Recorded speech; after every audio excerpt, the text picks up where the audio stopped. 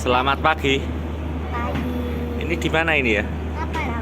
Kapal apa? Ferry. Oh, ferry. Memangnya mau kemana sih? Jawa. Jawa. Dari mana? Riau.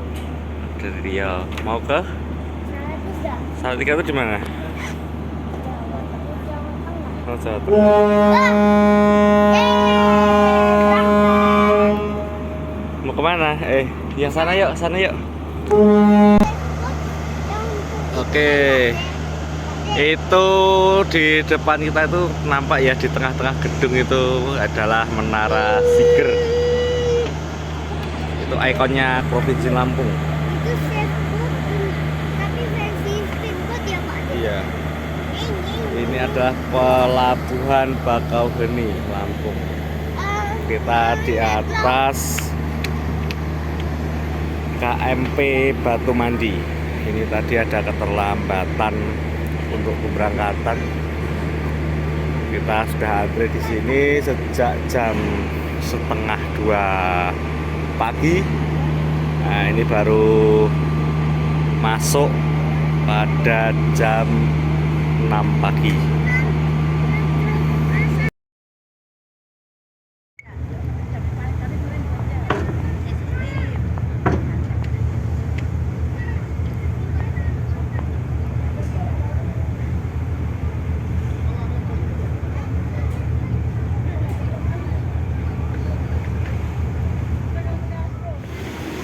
Proses sandar dermaga eksekutif Pelabuhan Merak. Oke, ini kita turun dari kapal KMP Batu Mandi.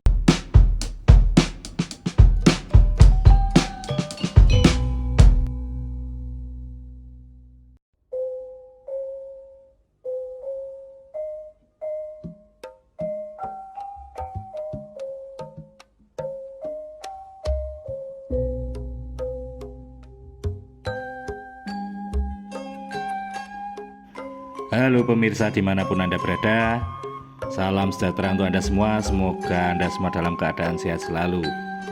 Ini adalah serangkaian video perjalanan kami dari Sumatera, tepatnya dari Duri Riau menuju ke Jawa, yang tepatnya adalah di Salatiga, Jawa Tengah. Ini adalah video episode yang ke-6, yaitu perjalanan kami dari Pelabuhan Merak, Banten menuju ke Bandung, Jawa Barat. Waktu menunjukkan pukul 8:05. Harinya hari Kamis tanggal 22 Desember 2022. Jadi untuk proses naik kapal, berlayar hingga sandar di Pelabuhan Merak ini kurang lebih adalah 2 jam ya, menggunakan kapal cepat atau ekspres. Jadi untuk kapalnya sendiri mengalami keterlambatan ya. Tadi ada penumpukan jumlah penumpang di dermaga eksekutif Pelabuhan Bakauheni. Jadi kami antri dari pukul 1:30 pagi.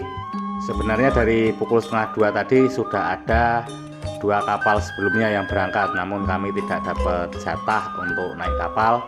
Dapatnya adalah kapal yang ketiga pada pukul 6 pagi. Oke, yuk langsung saja kita menuju ke SPBU. Udah kok SPBU. Katanya mau ke Bandung. Tahu cuma sampai SPBU nggak jadi. Ku tahu tadi. Loh, siapa itu tadi yang ngomong? Itu teman Wangga Pak. Namanya Simonat. Tadi Wangga ketemu di atas kapal. Terus dia mau ikut jalan-jalan. Ya udah Wangga suruh ikut aja. Oh, ya wes, gak apa-apa. Asal nanti kalau pas turun bantu-bantu ya, turunkan barang. Nah, kenapa harus ke SPBU? Ceritanya ada di episode yang kelima. Ya, bagi Anda yang sudah menyaksikan video sebelumnya, episode yang kelima pasti tahu sejarahnya. Bagi yang belum, silahkan klik dulu linknya yang ada di atas itu, biar Anda tahu drama-drama apa saja yang telah terjadi di episode sebelumnya. Ini BBM yang tersisa hanyalah BBM eceran 3 botol yang beli di Pelabuhan Bakauheni Lampung. Ya kira-kira hanya 4,5 liter lah. Makanya kami harus buru-buru untuk mengisi kembali BBM di SPBU terdekat. Kalau turun dari Pelabuhan Merak ini nggak khawatir ya kalau soal urusan makan. Mau makan pagi, siang ataupun malam, di sepanjang jalan ini sampai di gerbang tol Merak sana banyak penjual makanan. Tinggal pilih-pilih saja, harganya juga harga yang tergolong wajar. Bagi yang mau beli tiket kapal juga bisa, di sepanjang jalan ini banyak yang jual. Bahkan di dermaga pelabuhan pun juga ada yang jual. Tapi kalau saran saya ya akan lebih iritnya pakai aplikasi Verisi ya. Untuk cara pakainya bagaimana pernah kami bahas di link video di atas. Wah, SPBU yang ini penuh. Wah, kayak di Sumatera ini. Lanjut lagi yang SPBU depannya. Wah, nekat. Nanti di SPBU depan apapun yang terjadi harus diisi. Karena SPBU yang ini antriannya banyak dan SPBU-nya kecil. Yang depan itu agak besar nanti. Ini mungkin karena efek di Sumatera solarnya terbatas ya. Jadi ini truk-truk yang dari Sumatera itu setelah nyebrang sampai di sini juga masih pada memburu solar, sehingga jadi antriannya juga mirip-mirip di Sumatera sana.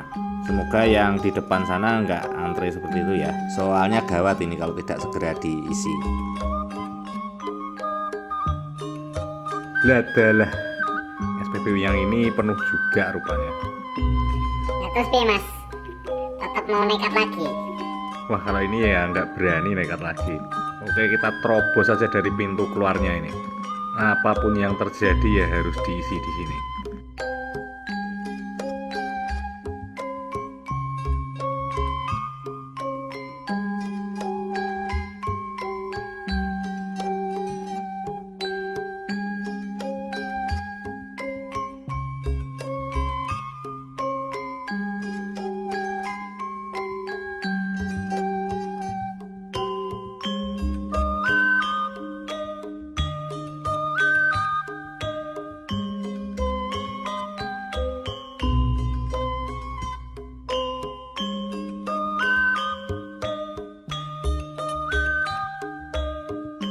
Oke, ini kita lanjut lagi perjalanan setelah mengisi penuh BBM dan mengisi perut alias sarapan.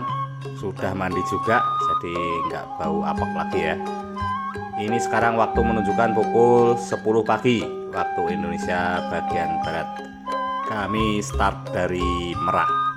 Dengan telah diisinya BBM tadi, kami isi sampai penuh sebanyak 45 liter Pertalite, atau jika dirupiahkan adalah Rp450.000.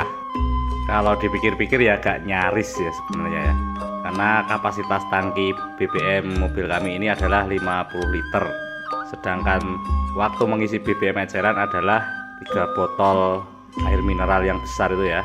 Ya kalau kurang lebihnya adalah 4,5 liter.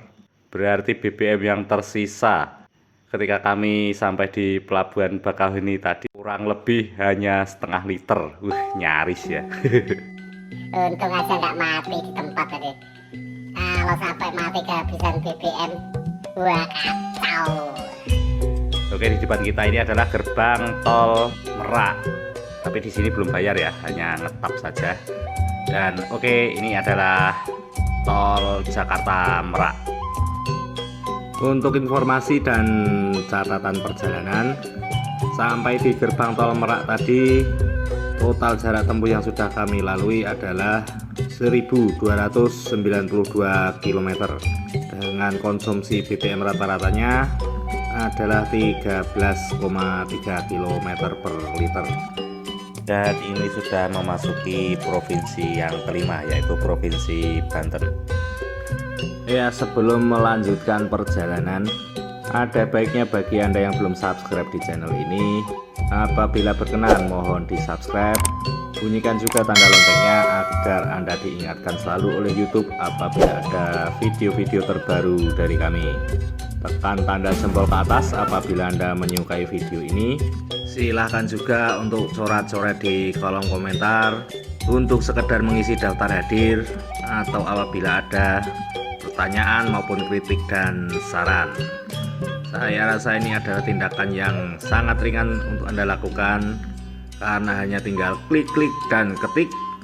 Namun dampaknya akan luar biasa bagi kami, memberikan semangat yang luar biasa untuk terus berkreasi di channel ini.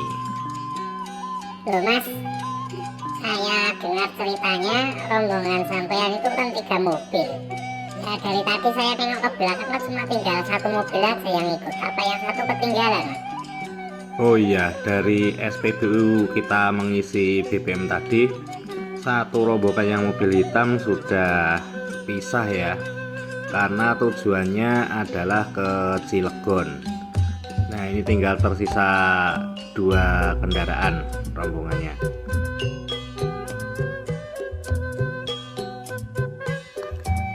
Jalan tol Jakarta Merak ini panjangnya adalah 98 km, di mana titik 0 kilometernya adalah di gerbang tol Tomang Jakarta dan kilometer 98-nya berada di gerbang tol Merak yang sudah kita lalui tadi ya. Jadi kalau Anda melihat rambu-rambu kilometer yang berada di tengah-tengah jalan itu ya, kalau Anda melaju ke arah Jakarta maka akan semakin mengecil. Sebaliknya kalau melaju ke arah Merak maka angkanya akan semakin besar. Nah itu bisa jadi patokan ya. Jadi mau sampai Jakarta berapa kilometer lagi itu bisa kita lihat di plang penunjuk kilometer yang berada di tengah-tengah jalur itu. Kalau orang modern ya pakai aplikasi peta digital, bisa ya jaraknya bisa diketahui berapa kilometer lagi. Nah ini kan tips untuk yang ingin tahu berapa jaraknya, estimasi sampai ke suatu tempat dengan cara yang manual ya, membaca plang petunjuk jalan seperti ini tadi. Oh ngerti saya Mas. Jadi kalau melihat plang jalan itu artinya mengukur jarak secara manual. Nah terus kalau yang pakai aplikasi di HP itu berarti pakai cara matic gitu ya. Sembuh sakarmu. Iya toh, pinter toh aku. Candagel, tak turunkan di jalan kamu nanti kalau banyak omong. Tuh lihat tuh, truk di depan mengerem mendadak. Untung kita tadi jaga jarak ya, jadi masih bisa mengendalikan. Di depan ada mobil mogok pas di tengah jalan, jadi pada kaget ngerem mendadak semua itu. Nah itulah pentingnya kalau di jalan tol tuh ya, walaupun kita berkecepatan tinggi tapi ya seenggaknya kita harus jaga jarak dengan kendaraan yang ada di depan, agar bila terjadi sesuatu yang mendadak atau darurat seperti pengereman mendadak kendaraan di depan, refleks kita sudah siap untuk mengantisipasi. Setuju Mas, betul itu. Jangan serundal-serundul. Karena kita lihat dari tadi banyak yang nyalip mepet-mepet dari bahu jalan juga. Bahaya itu, jangan ditiru ya. Nah kalau ini beneran pinter, jos 100 untuk si Monot. Terima kasih. Berarti gak rugi kan ngajar aku? Iya tapi anteng, kalau banyak omong nanti tak turunkan di jalan. Ya jangan gitu toh. Wes, aku anteng. Oh ya, untuk tol Jakarta Merak ini dibagi dalam 2 bagian ya. Yang pertama adalah tol Jakarta Tangerang. Terus yang kedua adalah tol Tangerang Merak. Yang perbatasannya adalah di depan sana, di gerbang tol Cikupa yang sebentar lagi akan kita lalui. Nah di gerbang tol Cikupa itu nanti kita baru bayar tolnya ya. Nah untuk alasan kenapa harus dibedakan menjadi 2, yang pertama adalah karena beda tahun pembuatannya. Untuk tol Jakarta Tangerang ini dibangun pada tahun 1984, jadi udah cukup tua ya, udah 39 tahun. Sedangkan untuk tol yang Tangerang Merak itu dibangunnya pada tahun 1992. Selain tahun pembuatannya, pengelolanya pun juga beda. Untuk yang Jakarta Tangerang dikelola oleh PT Jasa Marga, sedangkan yang Tangerang Merak dikelola oleh PT Astra Infra Toll Road. Nah, ini dia adalah gerbang tol Cikupa. Oke, di sini karena berhubung kita akan bayar tol, siapkan kartu tolnya dan pastikan saldonya cukup. Untuk bayarnya adalah Rp53.500. Setelah ini sampean rencananya mau lewat tol lingkar dalam kota Jakarta atau lewat tol lingkar luar, Mas? Yang apa itu namanya itu COR, CORR, Jakarta Outer Ring Road itu loh maksudnya. Nah, disinilah peta digital berfungsi untuk saya. Ini saya lihat yang pertama, karena lalu lintasnya sudah mulai padat, dan saya rasa ini sama-sama padat, baik mau lewat lingkar dalam maupun lewat lingkar luar atau JOR. Tapi pertama, menimbang panjangnya merah lebih panjang kalau melalui lingkar dalam, dan yang kedua lewat JOR pastinya lebih irit. Iya, walaupun jarak agak jauh, tapi kalau lalu lintasnya lebih lancar akan lebih irit waktu, irit tenaga, dan irit bahan bakar tentunya. Wah, sampean itu bicaranya irit terus, Mas. Loh, prinsip ekonomi itu kan yang penting tuh pengeluaran sesedikit-sedikitnya. Tapi ya itu sebenarnya bukan karena faktor ngiritnya, tapi lebih cenderung ke cari yang tercepat. Karena namanya orang pulang kampung itu pasti tujuannya buru-buru cepat ingin sampai, ya kan? Oh, jadi intinya maunya yang kentrit gitu, Mas. Hus, opo kuwi kentrit? Nggak usah negatif dulu. Kentrit itu singkatan dari kental dan irit. Oh iya, pokoknya gitulah. Kalau ada yang murah ngapain beli yang mahal, ya kan? Kira-kira irit itu kayak orang susah gitu loh, Mas. Bercanda. Wah, sembarangan. Ya memang irit sama pelit itu bedanya tipis. Tapi ya bolehlah irit, tapi asal jangan pelit. Itu prinsipnya. Oh iya, Mas, sebenarnya saya ini penasaran dari tadi. Sepanjang dari Merak tadi sampai hampir di sini tadi, kok banyak pembangunan, dan di pagar-pagar seng itu mau dibangun apa ya, Mas? Wah, kalau itu saya kurang tahu ya pastinya ya. Tapi kemungkinan besar itu mau dilebarkan jalan tolnya. Mengingat sebagian besar tadi kan masih 2 lajur, jadi kurang memadai. Karena kalau pas jam padat ya banyak truk-truknya yang lewat sini, jadi agak tersendat kan. Mungkin tuntutan zaman sudah harus dilebarkan. Nah, sekali lagi ini mungkin loh ya, banyak dugaan saya. Tapi sepanjang jalan mulai dari masuk gerbang tol Merak tadi sampai sini jalannya halus. Udah jalannya halus dari aspal lagi. Wah, jan laras ngelekeser gitu rumah satu. Oh, Mas, betul. Aku aja sampai jadi terantuk-ngantuk. Soalnya yaitu nyaris tak terdengar. Ya inilah kelebihannya yang aspal daripada yang beton. Yang beton itu pasti agak bising bergemuruh. Tapi ya nggak boleh protes. Yang bangun itu ya insinyur semua, pasti sudah dipertimbangkan bahan apa yang cocok digunakan. Kalau kita sih tinggal pakai saja, tinggal menikmati. Kalaupun ada yang beton, yang jelas lewat jalan tol itu pasti lebih cepat dan lebih nyaman. Tapi harus bayar mahal.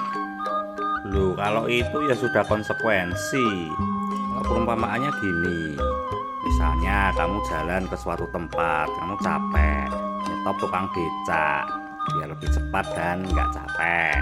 Tapi kalau kamu nggak mau bayar ya dipukuli sama tukang becaknya.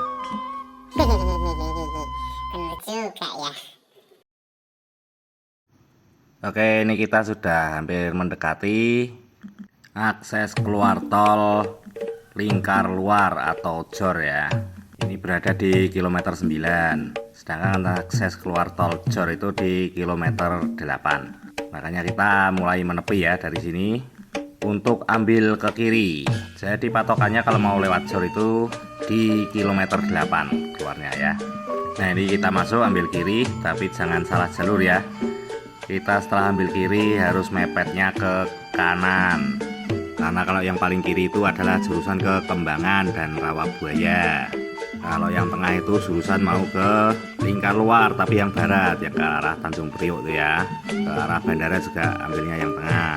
Nah ini kita ambilnya sisi yang paling kanan, Jalan Lingkar Luar via gerbang tol Meruya Utama 2. Via itu apa mas? Kayak nama teman cewek. Lah mulai diadul meneh. Via itu artinya lewat, monot, ngerti? Oh, oke mas. Santai aja, nggak usah ngegas gitu loh. Lah kowe mulai aneh-aneh kok. Santai bos. Oke, ini kita sudah masuk di daerah DKI Jakarta ya, Ibu Kota Negara Republik Indonesia. Dan di depan kita ini adalah gerbang tol Meruya Utama 2. Nah, di sini kita harus bayar ya. Oke, seperti biasa jangan lupa siapkan kartu banknya dan pastikan saldonya cukup. Kartu tol mas. Kartu tol. Mas sampean. Salah sidik ya nggak apa-apa lah, namanya juga manusia ya. Ini tadi bayarnya adalah Rp16.000. Oke, keluar dari gerbang tol Meruya ini kita langsung berada di kilometer 9 Jalan Tol Lingkar Luar Jakarta atau Jakarta Outer Ring Road, karena kilometer 0-nya adalah di Simpang Susun Penjaringan. Jadi ini jalan tol Lingkar Luar di sisi yang timur ya. Nah, jalan tol Lingkar Luar ini namanya lingkar, ini melingkari kota Jakarta atau provinsi Jakarta ya, DKI Jakarta tepatnya, yaitu provinsi ke-6 yang telah kita lalui untuk trip perjalanan kali ini. Nah sayangnya banyak momen yang tidak terekam di jalan tol Lingkar Luar Jakarta ini, karena seperti biasa alasan klasik, memori kami habis. Ini sudah diusahakan semaksimal mungkin, jadi merekam sebentar mati lagi, merekam sebentar mati lagi. Tapi sayangnya mau berhenti di sini tidak ada rest area ya untuk di tol Lingkar Luar Jakarta ini. Maka lanjut saja terus jalan. Ini nanti kita keluar di kilometer 45. Langsung bergabung dengan jalan tol Jakarta Cikampek. Nah ada dua pilihan, ada yang lewat bawah atau jalan tol Jakarta Cikampek Lama, ada yang lewat jalan layang. Ini tiba di kilometer 44, 1 kilometer ke depan kita ambil kiri ya. Ini rencananya kita mau lewat yang tol layang. Nah ini keluarnya bagi yang belum terbiasa mungkin agak membingungkan ini ya, karena jalan beloknya itu bercabang-cabang. Ya ini kita menepi dulu ke kiri. Untuk pelang jalannya menunjukkan jalan Jakarta Cikampek, jalan layang MBZ dan Bandung. Nah setelah belok kiri ini ketemu percabangan, kita ambil yang arah lurus. Kalau yang ke kiri itu nanti ke jurusan yang lingkar dalam atau masuk ke dalam kota lagi. Nah setelah kita ambil lurus ini dibagi lagi dua. Ini kita ambil yang ke arah kiri lewat jalan layang MBZ atau Syekh Muhammad bin Zayed. Nah kalaupun keliru yang lurus masih terselamatkan ya, masih bisa nanti lewat tol Jakarta Cikampek yang lama, yaitu lewat yang jalur bawah. Tapi kalau kelirunya di percabangan yang pertama tadi, kita akan muter-muter nanti Anda jadinya, karena jurusannya adalah masuk ke tol lingkar dalam atau ke dalam kota Jakarta. Saya memilih tol layang MBZ ini karena jalur yang di atas ini, jalan layang ini ya, ini cenderung lebih lancar karena hanya berisi kendaraan-kendaraan kecil. Untuk kendaraan yang besar tetap melalui jalur tol Jakarta Cikampek yang lama lewat bawahnya jembatan layang ini ya. Tapi mohon diperhatikan bahwa yang diizinkan melintas di jalan tol layang MBZ ini adalah kendaraan dengan tinggi maksimal 2,1 meter. Jadi walaupun kendaraan Anda adalah kendaraan kecil, tapi kalau desainnya agak tinggi, masih ditambah dengan muatan atau puff box yang di atas itu ya. Mohon diingat-ingat tingginya jangan melebihi 2,1 meter kalau mau melalui jalan layang ini, karena kalau dipaksakan nanti akan nyangkut di portal tempat kita masuk tadi ya. Ya, setelah turun jembatan layang tadi, kita langsung bergabung dengan jalan tol Jakarta Cikampek yang lama ya. Jadi ini sudah bercampur lagi antara kendaraan kecil dan kendaraan besar. Tapi di sini jalurnya lebar banget ini ya. Tapi walaupun lebar begini, toh tetap saja padat lalu lintasnya.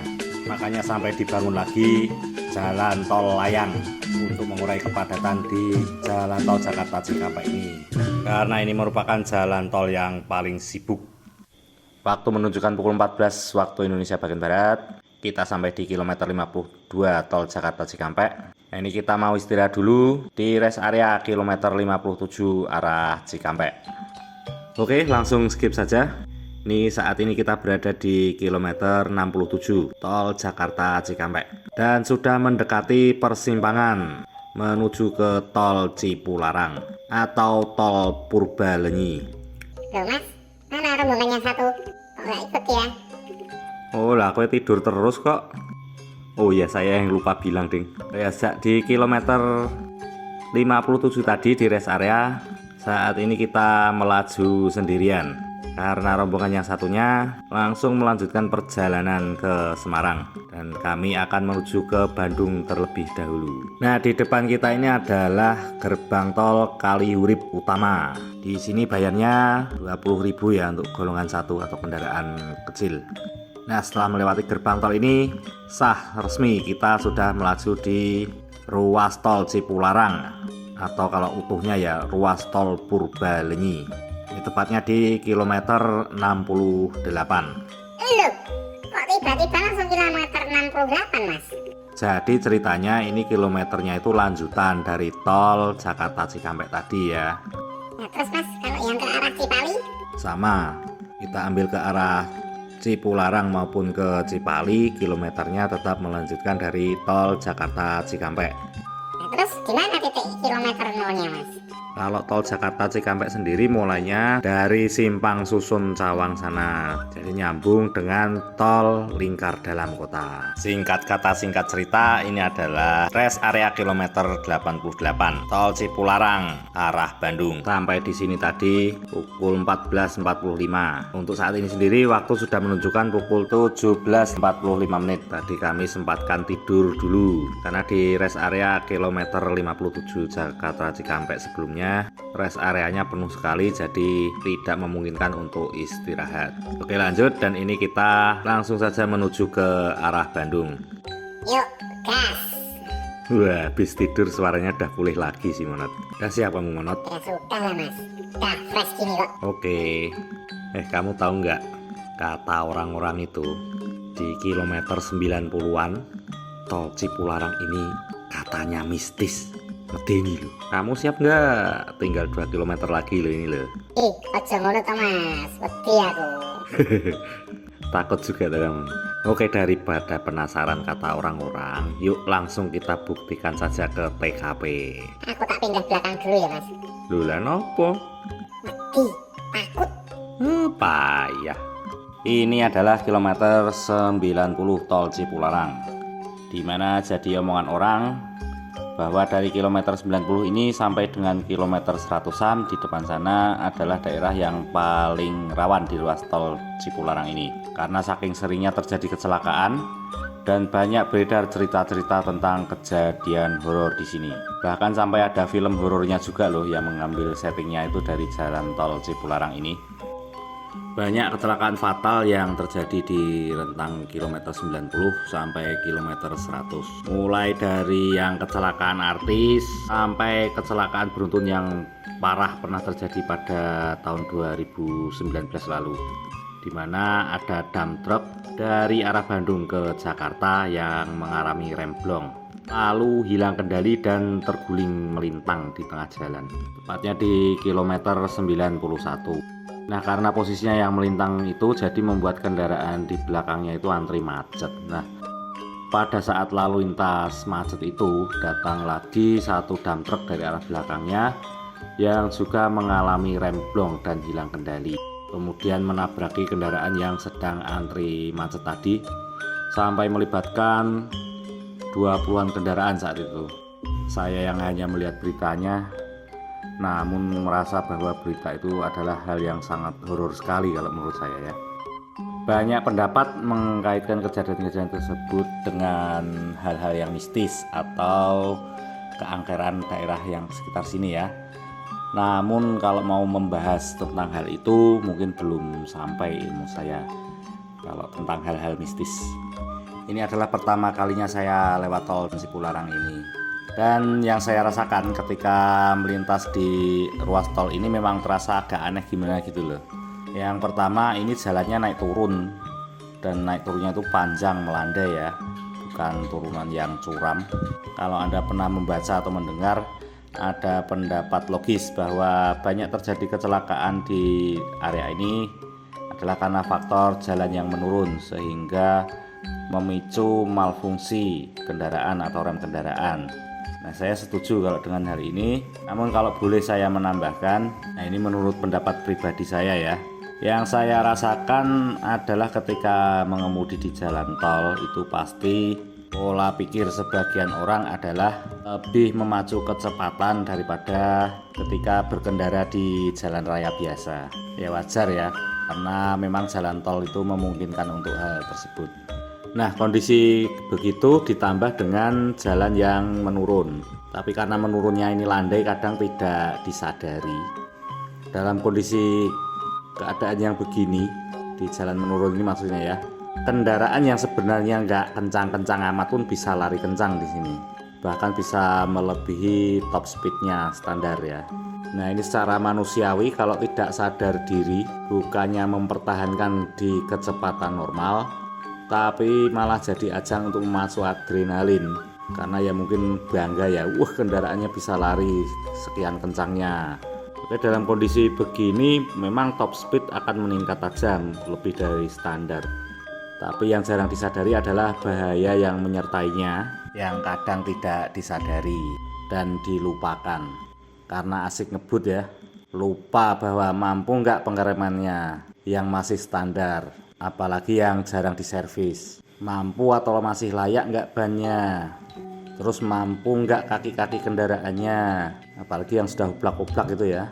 Dan yang nggak kalah penting untuk disadari adalah mampu nggak kita menghandle kendaraan yang kita kendarai, yang biasanya hanya standar-standar saja, mengemudi di jalan raya, mengendalikan laju kendaraan yang berlari di atas standarnya dalam kondisi darurat yang datangnya secara tiba-tiba.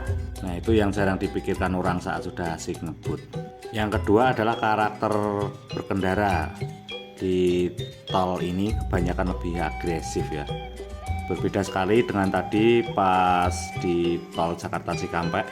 Begitu masuk di tol Cipularang ini cenderung menegangkan menurut saya. Banyak yang berkendaranya itu sregal-sregel. Tapi kalau ini mungkin pendapat subjektif ya, atau ya mungkin pas kebetulan saja pertama lewat sini dapat kawan kendaraan yang sregel-sregel begitu. Tapi hampir rata-rata ya. Ini sudah sampai di kilometer 113. Dari sini jalanan sudah cenderung agak mendatar. Kilo berapa mas? 113. Sudah lewat ya berarti yang mistis-mistis tadi. Ada cerita horor apa tadi mas? Mau tak ceritain lagi? Enggak. Bahas yang lain saja lah mas. Nah, mau bahas apa lagi? Ya kayak biasanya itu loh mas, kapan ini dibangunnya. Terus yang saya bingung itu, ini sampai Bandung kok tolnya namanya beda-beda ya mas ya.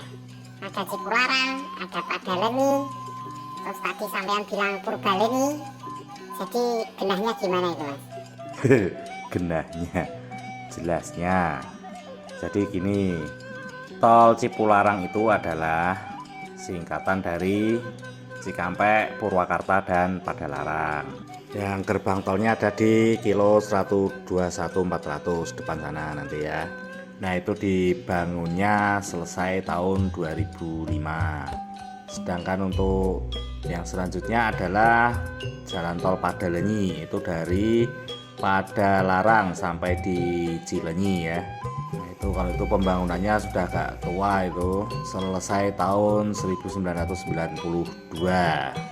Nah, bergabungnya tol Padalenyi dan Cipularang itu jadi tol Purbalenyi, yaitu Purwakarta, Bandung, Cilenyi. Jadi Cikampek itu masuk dalam wilayah administratifnya Purwakarta ya, makanya dinamai Purbalenyi.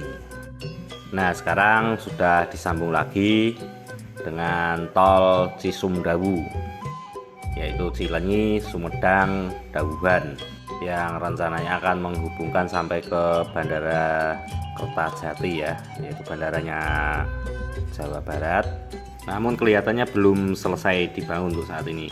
Kabarnya baru sampai daerah Cimalaka.